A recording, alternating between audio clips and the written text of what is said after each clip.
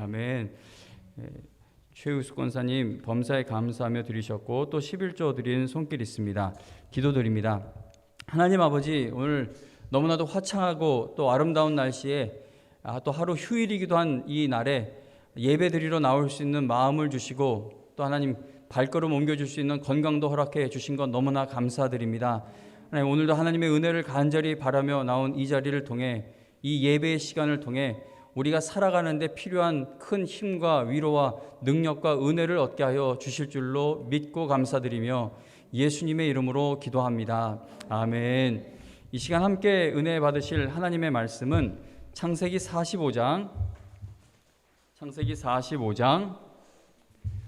2절부터 8절입니다. 창세기 45장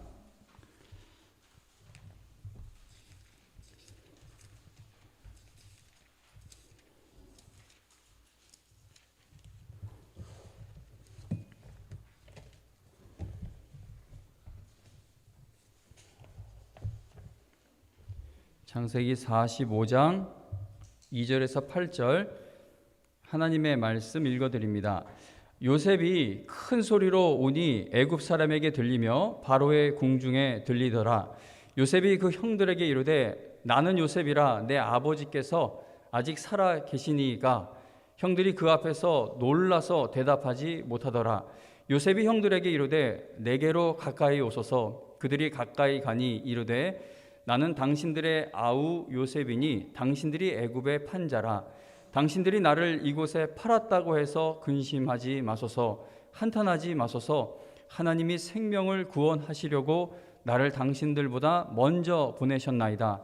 이 땅에 2년 동안 흉년이 들었으나 아직 5년은 밭갈이도 못하고 추수도 못할지라. 하나님이 큰 구원으로 당신들의 생명을 보존하고 당신들의 후손을 세상에 두시려고 나를 당신들보다 먼저 보내셨나니 그런즉 나를 이리로 보낸 이는 당신들이 아니요 하나님이시라. 하나님이 나를 바로에게 아버지로 삼으시고 그 온 집의 주로 삼으시며 애굽 온 땅의 통치자로 삼으셨나이다. 아멘.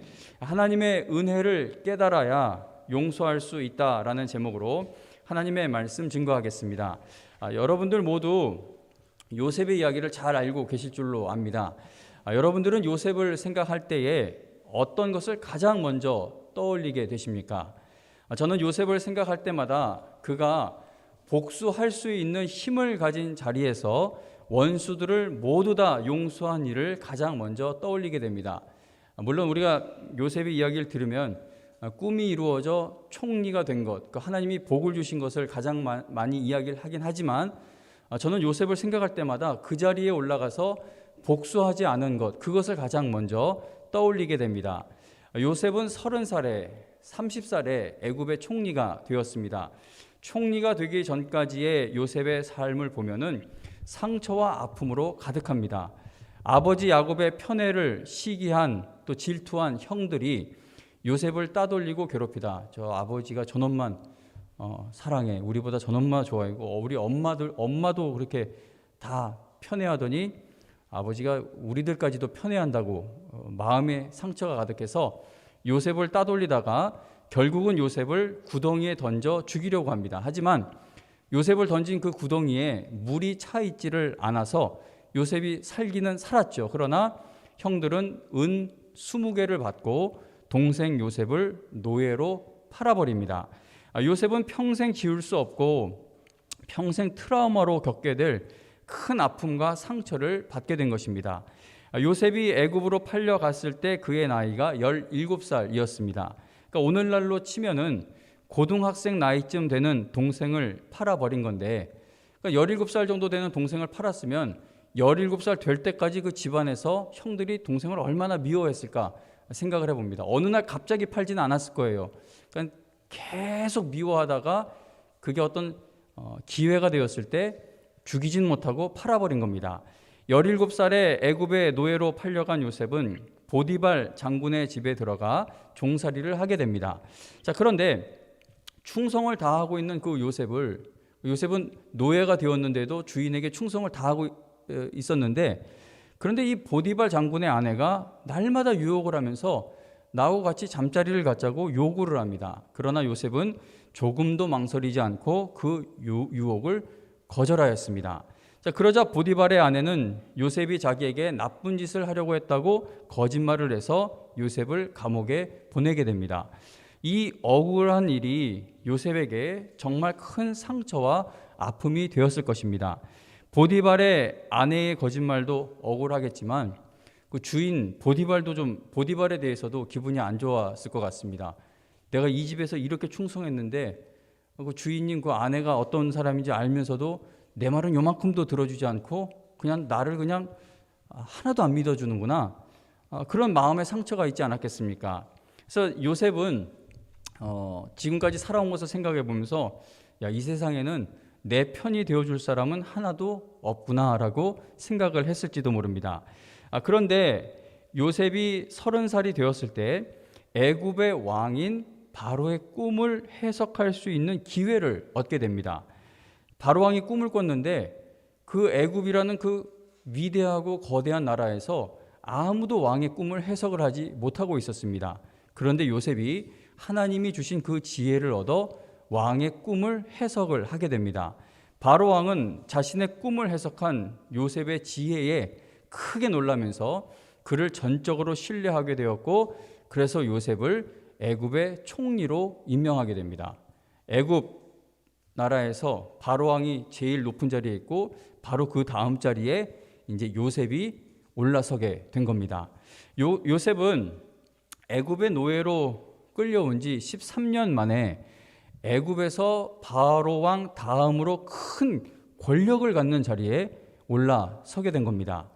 당시 초강대국인 애굽에서 막 그 피라미드 지어놓고 그런 나라이지 않습니까? 얼마나 엄청난 나라입니까? 그런 나라에서 바로 왕 다음으로 큰 권력을 가지게 되었다는 것은 이제 얼마든지 복수할 수 있는 힘을 가진 것과 같게 된 겁니다. 요즘 민주주의 사회이고 여러 가지 정치 이런 게 잘 되어 있어도 오늘날에도 권력을 잡으면 복수하려고만 하면은 얼마든지 복수하는 것이 가능한데 이 옛날에는 얼마나 그게 더 가능했겠습니까? 바로 왕 다음 자리에 올라갔다는 것은 자기가 마음만 먹으면 누구든 죽일 수 있는 자리에 올라간 겁니다. 그러나 요셉은 자신을 억울하게 감옥에 보냈던 보디발 장군이나 그의 아내에게 전혀 복수하지 않았고, 그리고 무엇보다 은 20개를 받고 자신을 노예로 팔았던 형들에게도 복수하지 않고 그들을 다 용서하는 마음을 가졌습니다. 이게 정말 대단한 일이죠. 이거 알고 있는 이야기라서 그렇지 이게 얼마나 대단하냐면 여러분들께서는 신앙생활 하시면서 그 어떤 성경 말씀에 순종하는 것이 가장 어려우십니까? 봉사하는 거, 헌신하는 거 어렵죠. 그래서 일을 좀 맡기려고 하면 다 피하지 않습니까? 그리고 헌금 드리는 것도 이게 쉽지 않을 때가 많고, 또 전도하는 것도 얼마나 이렇게 머뭇거리게 되고 어렵습니까? 그런데 이게 다 어려워도 목사나 아니면 교육자님들이 막 하시라고 해야 복받는다고 막 이렇게 막 강권적으로 끌고 가면 억지로라도 이거는 순종이 가능합니다. 그러나 원수를 용서하는 것을 넘어서 원수를 사랑하고 원수를 위해 기도하고 원수가 줄일 때 먹여주고 원수가 목마를 때에 마실 것을 주라는 이 말씀은 정말 순종하기 어렵습니다. 이거는 억지로도 순종이 되지 않는 말씀 중에 하나입니다. 하나님의 말씀 중에서 제일 순종하기 어려운 말씀은 원수를 용서하고 사랑하라는 것이 아닐까 생각을 해봅니다. 봉사와 헌신하는 일에 순종도 잘하시고 헌금 드리는 일에도 열심을 내시고 전도하는 일에도 순종하면서도 용서하라는 이 주님의 말씀에는 절대 순종하지 못하는 성도들이 얼마나 많은지 모릅니다. 그런데 요셉은 자기가 마음만 먹으면 얼마든지 복수할 수 있는 막강한 힘을 가진 그 자리에서 원수를 용서하는 일을 해냈다는 겁니다. 요셉이 총리가 된 것보다 더 놀라운 것은, 우린 항상 요셉하면 밑바닥에서 최고 자리에 올라간 거, 그걸 놀랍게 생각하는데, 근데 총리가 된 것도 놀랍지만 그것보다 정말 놀라운 것은 총리가 되었음에도 복수하지 않고 용서했다는 겁니다. 오늘 이 시간에는 요셉이 원수들을 어떻게 용서할 수 있었는지에 대해 함께 살펴보며 우리의 신앙을 돌아보고자 합니다. 첫 번째로 요셉이 원수들을 용서할 수 있었던 이유는 그가 하나님의 은혜를 깨달았기 때문입니다. 자, 사람들은 요셉을 인생의 밑바닥으로 내던졌죠. 아버지의 큰 사랑을 받고 있던 아들을 나쁜 형들이 애굽의 노예의 자리로 던졌고, 주인에게 인정받던 노예를 주인의 나쁜 아내가 억울한 누명을 씌워 감옥에 던졌습니다. 그러나 하나님은 인생의 가장 밑바닥까지 떨어진 요셉을 애굽의 총리의 자리까지 높여 주셨습니다. 하나님께서 은혜를 베푸셔도 은혜 깨닫지 못하는 사람들이 참 많죠. 저도 마찬가지인 것 같습니다. 그 차를 권사님께서 저 사주셨잖아요. 그 막 얼마나 막 두근거리고, 와, 내가 이 나이에 이만큼 벌면서 저 차를 어떻게 살 수 있어? 뭐 이렇게 막 감격해 했다가, 그래서 막 너무 감격스러우니까는 이제 하나님 앞에 제가 이 차는 못 샀지만, 차 살 돈은 없었지만 돈을 모아서 11조를 드리겠습니다라고 했는데, 막상 11조를 드리려니까 돈이 없는 거예요. 그런데 장인어른이 갑자기 차 산 거 축하한다고 돈을 많이 주셨어요. 그럼 그걸로 충분히 11조를 드릴 수 있는데, 사람 마음이라는 게 이 돈이면 내가 이거 할 수 있고 저거 할 수 있고, 그게 하나님이 엄청나게 큰 걸 주셔도 우리가 잠깐 감격하긴 하는데 그 은혜를 정말 깨닫는 것이 쉽지 않은 일인 것을 보게 됩니다. 그러나 요셉은 자신에게 이루어진 일들이 하나님의 은혜 가운데 이루어졌다는 사실을 잘 알고 있었습니다. 요셉이 그 두 아들의 이름을 지은 것을 보면은 그가 하나님의 은혜에 얼마나 감사하고 있었는지를 알게 됩니다. 제가 저희 집 아이들 넷 다 이름을 지었습니다. 제가 자녀들의 이름을 지었는데 제 자녀들의 이름에는 저의 신앙의 고백이 담겨 있습니다. 그러니까 아이들의 신앙의 고백이 담긴 이름이 아니라 아빠의 신앙의 고백이 담겨져 있는 이름입니다. 요셉도요, 자기의 신앙의 고백을 담아서 두 아들의 이름을 짓게 됩니다. 요셉이 하나님께서 주신 지혜로 바로의 꿈을 해석했던 것처럼 애굽과 그 주변의 모든 나라에 7년 동안의 큰 풍년의 때가 왔습니다. 그리고 그 다음 7년의 대흉년의 때가 오게 됩니다. 자, 요셉은 이 두 아들을 7년 대풍년의 기간 동안 낳게 됩니다. 창세기 41장 51절에 보면은 첫째 아들의 이름을 므낫세라고 짓는데, 요셉의 장남 이름이 므낫세인데 그 이름의 뜻은 하나님이 내게, 요셉이 고백하는 거예요. 하나님이 내게 내 모든 고난과 내 아버지의 온 집 일을 잊어버리게 하셨다라는 그 의미가 있습니다. 요셉이 첫째 아들의 이름을 통해 고백하는 것을 보면은 그는 하나님께서 내 과거의 일들을 다 잊어버리게 하셨다라고 말합니다. 어렸을 때 형들이 나를 구박했던 거, 또 핍박받아 결국 형들이 나를 죽이려 하다가 은 20개의 노예로 팔아 넘겼던 그 상처와 아픔들, 이런 거를 다 하나님이 잊게 해 주셨다라고 고백을 담아 아들 이름을 지은 겁니다. 이렇게 요셉이 하나님의 놀라운 은혜를 깨달아서 지난날의 상처와 아픔을 다 잊고 그 원수들을 향한 어떤 미움이나 복수할 마음을 갖지 않고 다 용서하게 되자, 그 다음에 어떤 일이 벌어지냐면 41장 52절에 이런 말씀이 있습니다. 차남의 이름을, 그러니까 첫째 이름을 므낫세라고 줬어요. 다 잊게 하셨다. 그 고백이 있으니까 52절이 이렇게 나와요. 차남의 이름을 에브라임이라 하였으니 하나님이 나를 내가 수고한 땅에서 어떻게 하셨다고 합니까? 번성하게 하셨다 함이었더라라고 말씀합니다. 그러니까 지금 읽은 말씀에 보면 요셉은 둘째 아들의 이름을 통해 또다시 하나님의 은혜를 고백을 합니다. 내가 수고해서 번성하게 된 것이 아니라 내가 수고한 땅에서 하나님의 은혜로 내가 번성하게 되었다라고 고백한 겁니다. 하나님의 은혜를 크게 깨달아 지난날의 아픔과 상처, 원수들을 다 용서했더니, 므낫세라는 신앙의 고백을 가졌더니 하나님께서 나에게 에브라임의 축복, 즉 번성하게 하는 복을 주셨다라고 고백한 겁니다. 내가 므낫세라는 이름의 그 신앙의 고백을 했더니 하나님께서 에브라임의 복을 주신 것이죠. 두 아들의 이름에 요셉의 신앙의 고백과 간증이 들어 있습니다. 오늘 이 자리에 오신 여러분들도 요셉처럼 하나님의 은혜를 깨닫는 성도들이 되셔서 므낫세라는 고백을 하시고 그래서 에브라임의 복을 받게 되시기를 바랍니다. 오늘날 수많은 사람들이 지난날의 상처와 아픔을 잊지 못해 그 상처와 아픔 가운데 갇혀서 살아가고 있습니다. 사람이 아픔과 상처 그리고 분노에 갇혀 살게 되면은 우리나라 같은 경우는 그 병명도 있어요. 화병이라고. 이름 우리나라에만 있는 병은 아닐 텐데 어쨌든 그 병 이름이 화병에 걸리게 된다라고 이야기를 하죠. 화병을 다스리지 못하면 뭐 분노 조절 장애 같은 게 나타나기도 하고 온갖 각종 신경성 질병으로 나타나기도 합니다. 그리스도인이 자신의 마음에 용서하지 못하고 있는 원수가 많으면 많을수록 그의 신앙은 어느 수준 이상을 성장하지 못하게 됩니다. 그러니까 우리가 아무리 기도 열심히 하고 교회 일에 열심을 내고 뭐 성경도 많이 읽고 성경 공부도 많이 배워도 내 마음에 용서하지 못하는 그런 대상이 자리 잡고 있으면은 절대 영적으로 성장하지 못합니다.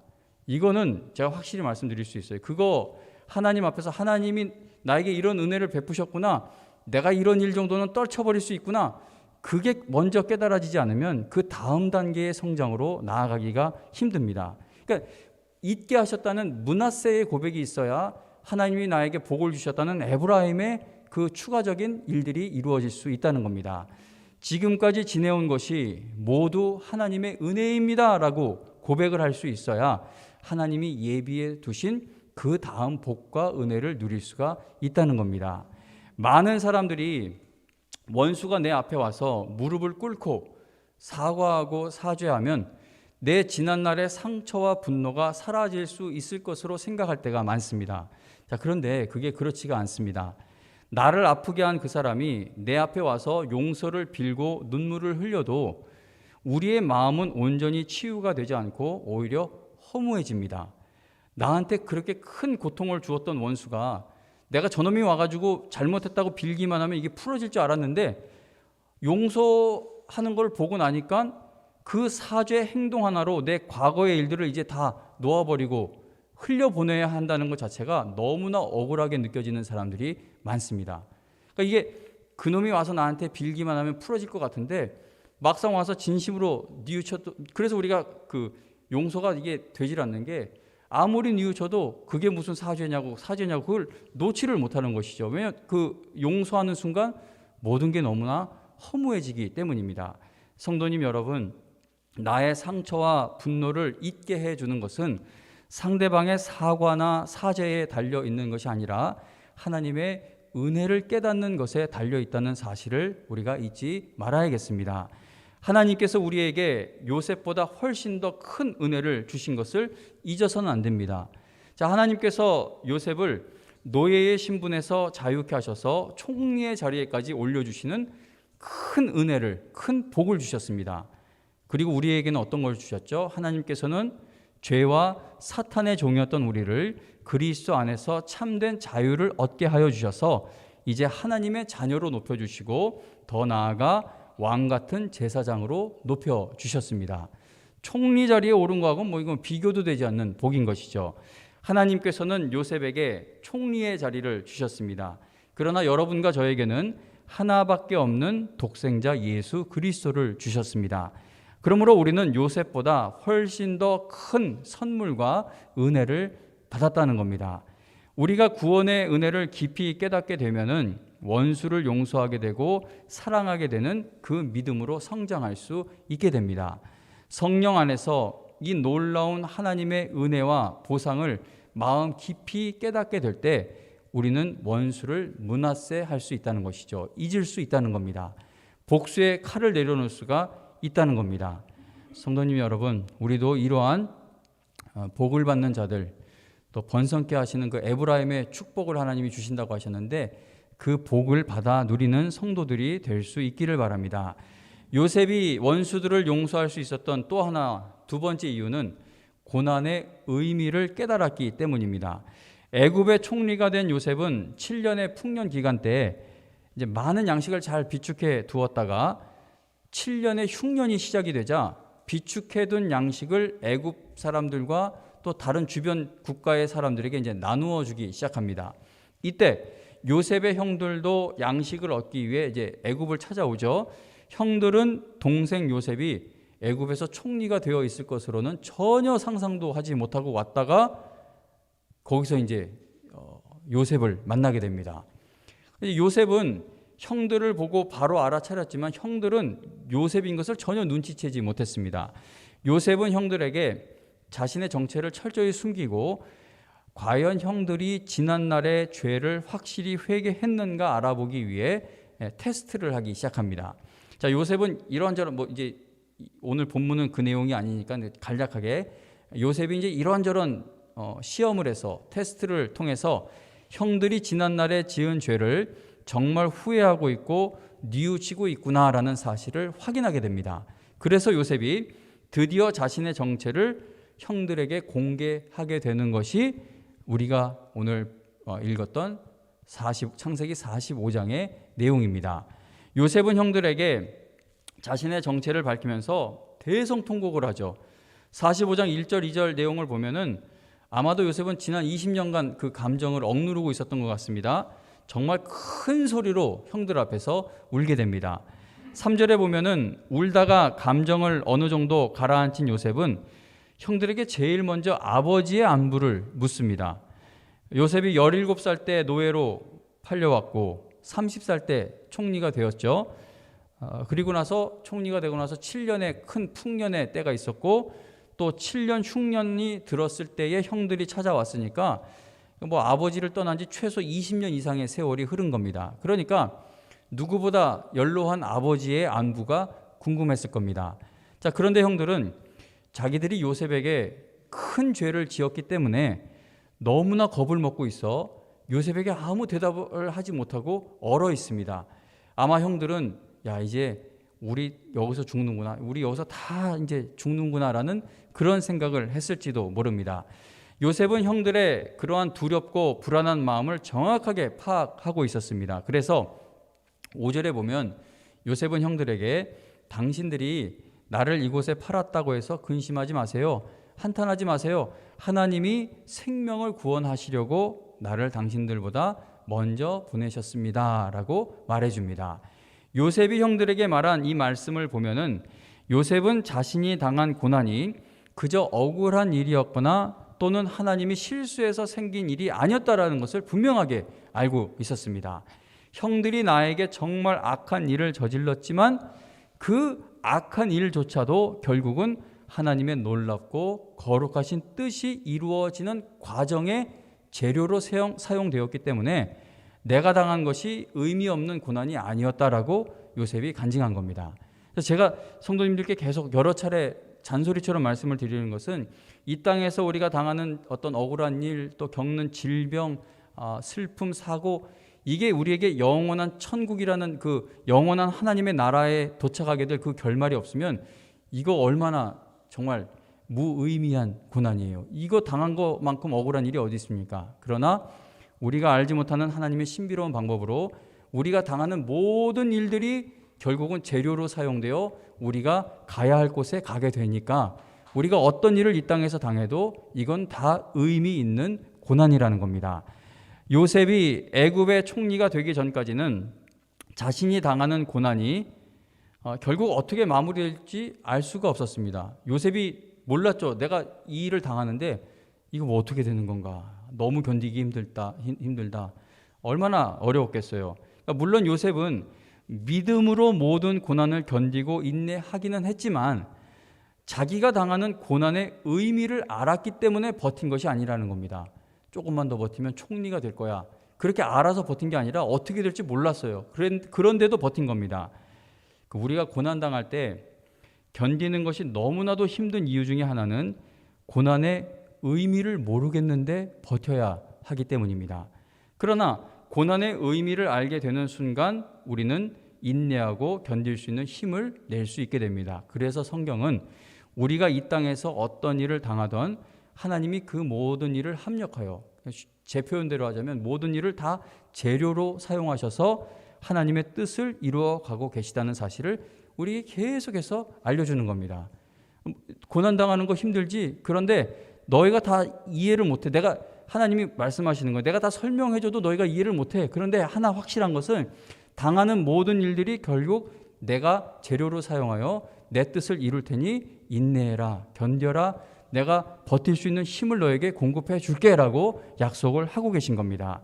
요셉은 그동안 형들에게 팔리고 보디발 장군 집에서 종생활하고 감옥 생활하면서 그 의미를 다 알아서 버텼던 것이 아니라는 겁니다. 내 삶이 왜 이렇게 돌아가야 하는지, 내가 도대체 뭘 잘못했다고 이 고생을 해야 하는지 그거 다 몰랐어요. 고난당하는 이유를 요셉은 알지 못했습니다. 그러나 그는 고난당하는 이유를 알지 못해도 끝까지 하나님을 신뢰하였기 때문에 원망과 불평이 없이 그 자리에서 버틸 수가 있었던 것입니다. 요셉이 하나님께서 자신을 통해 구원의 계획을 이루어 가시는 것을 보면서 자신이 당한 고난이 의미 없는 고난이 아니었구나라는 것을 깨닫는 날이 온 겁니다.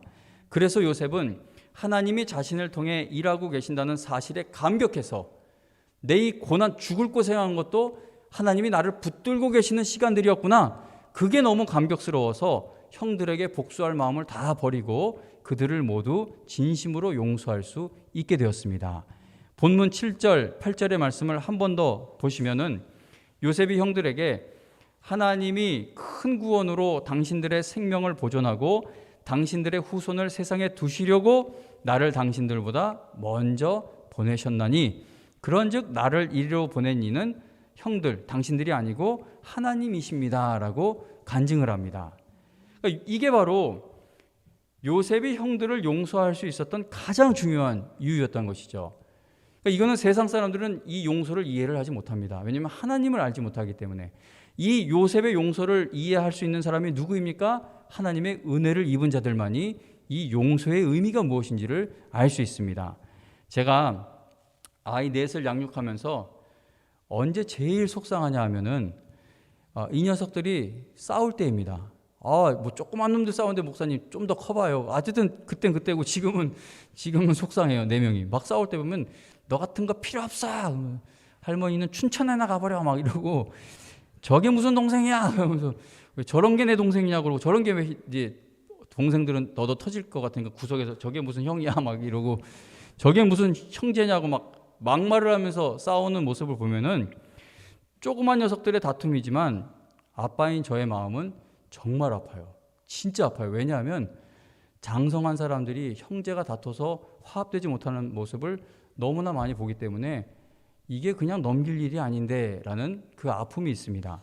하나님께서는 요셉이 총리가 된 것으로 인해 기뻐하셨겠습니까? 아니면 총리가 된 요셉이 형제들을 다 용서하는 것을 넘어 그들을 사랑한 것을 보면서 기뻐하셨겠습니까? 우리가 늘 요셉의 이야기를 총리에 초점을 둘 때가 많은데 하나님이 보실 때 하나님을 다 이걸 자녀로 보실 때 그가 총리가 된 게 하나님께 기쁨이었겠습니까? 아니면 총리가 되어서 요셉이 형제들을 다 용서한 것이 하나님께 기쁨이 되었겠습니까? 한번 생각해 보시기 바랍니다.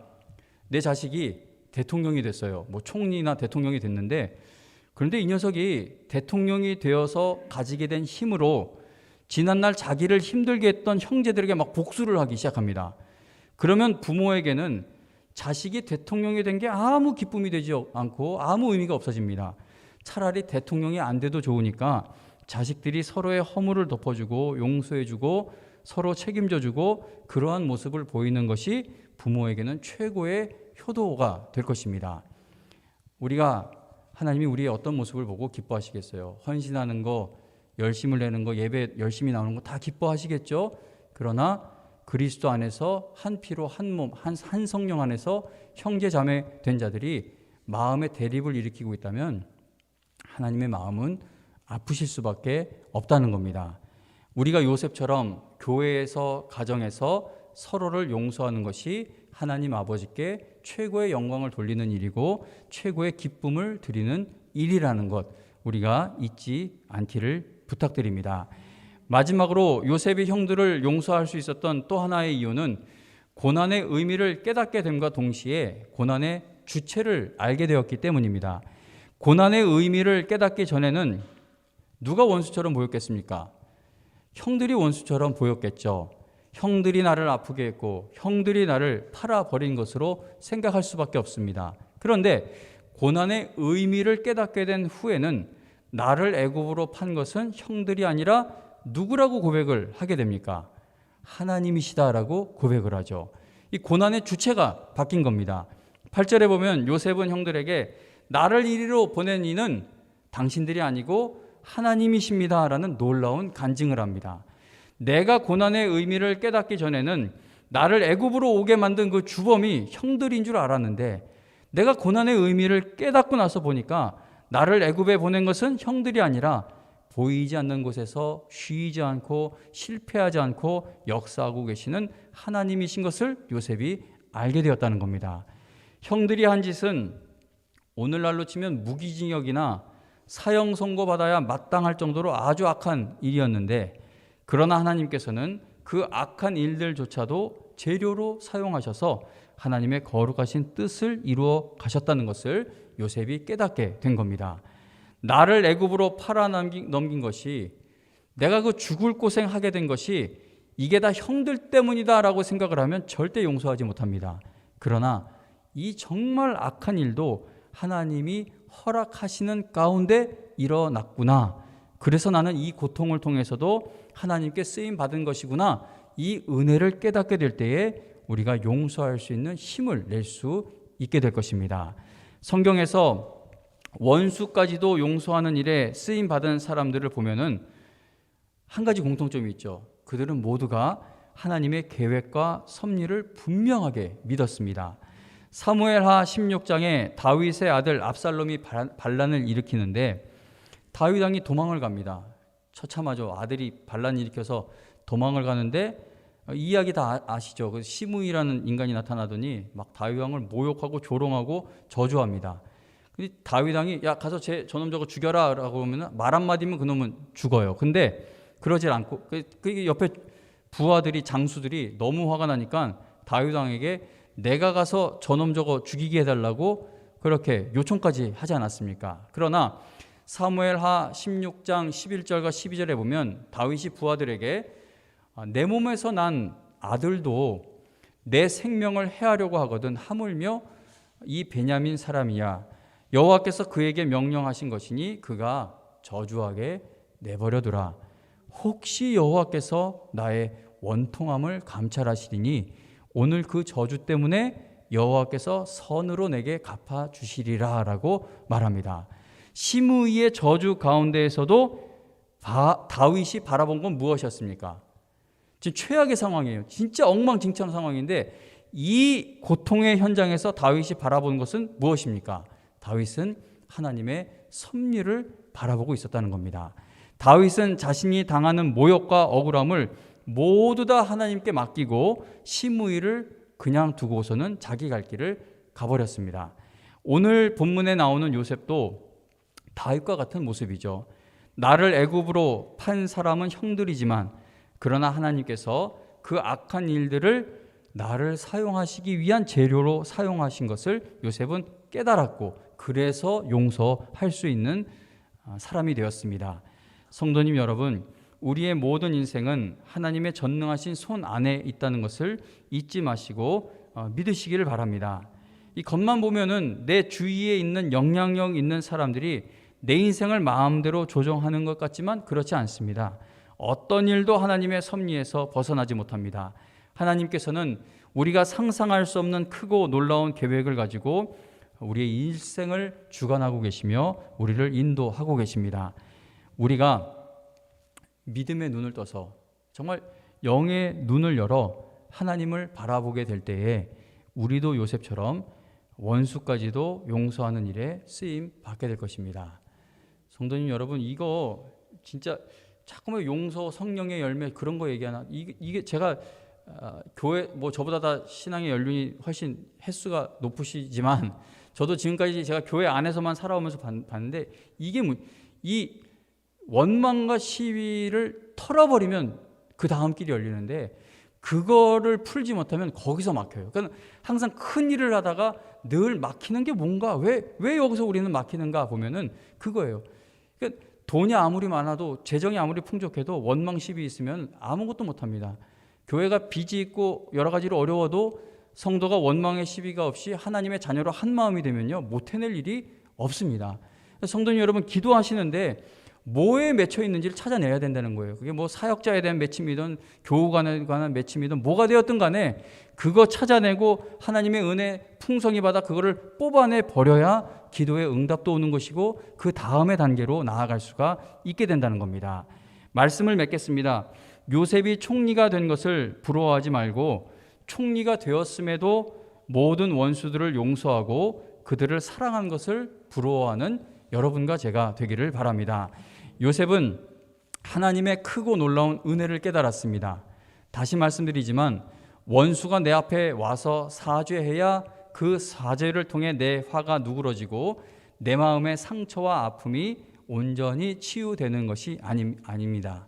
하나님의 은혜를 깨달아야 용서하는 것이 가능합니다. 그리고 요셉은 하나님의 은혜 안에서 고난의 의미를 깨달았습니다. 하나님이 내 인생에 함께 하신다는 사실을 깨달아야 원수를 용서할 수 있게 됩니다. 내가 당하는 고난의 배후에는 보이지 않는 하나님의 놀라운 섭리의 손길이 있다는 것을 깨달아야 용서할 수가 있다는 것이죠. 그래서 근데 이건 평생 어려워요.